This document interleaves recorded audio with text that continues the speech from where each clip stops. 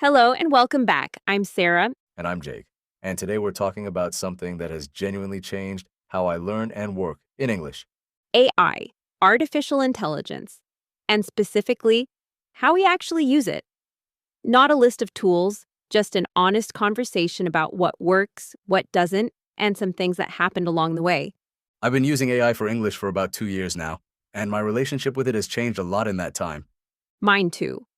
At first, I used it for everything, like everything.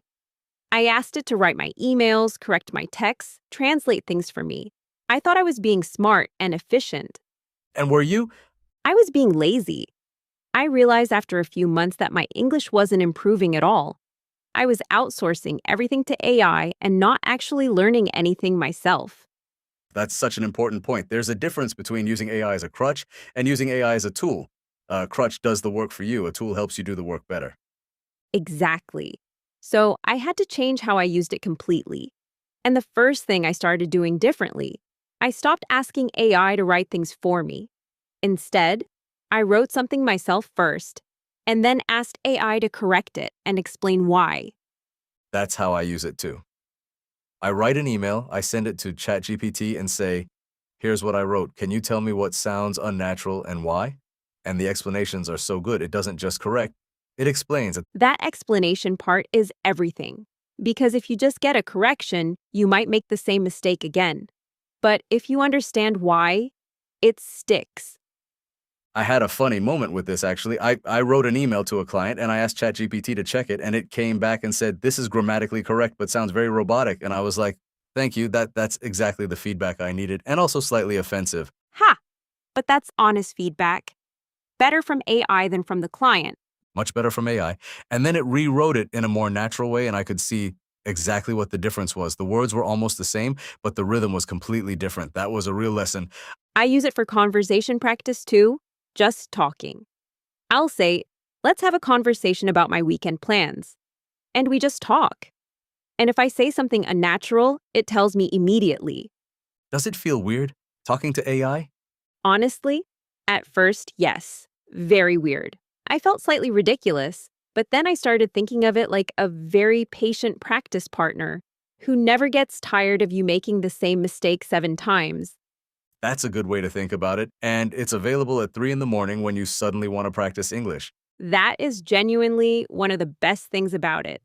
No scheduling, no waiting, no judgment. Just practice whenever you want. What about translation? Because I know a lot of people use Google Translate, but I switched to DeepL a while ago, and the difference is significant. Same. Google Translate is fine for single words. But for sentences and paragraphs, DeepL is so much more natural.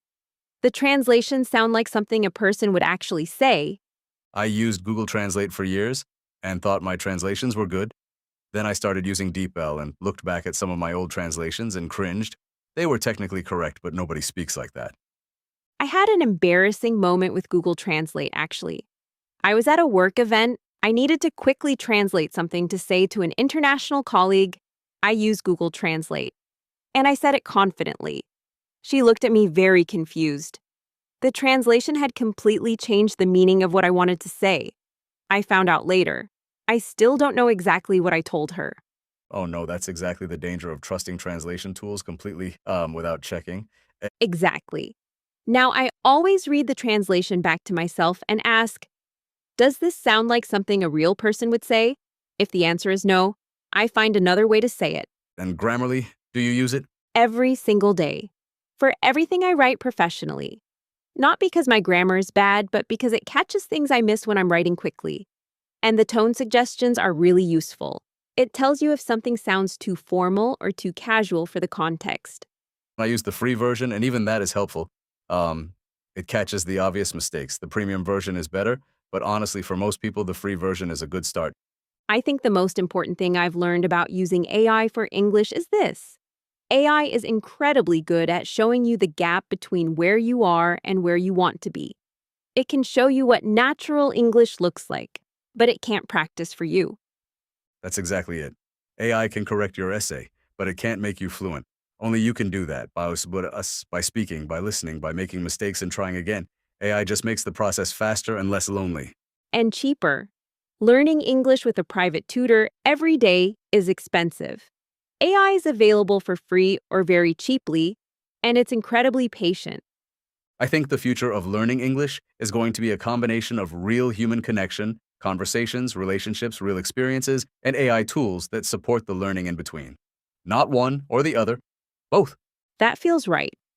AI for practice and correction, real life for experience and confidence. You need both.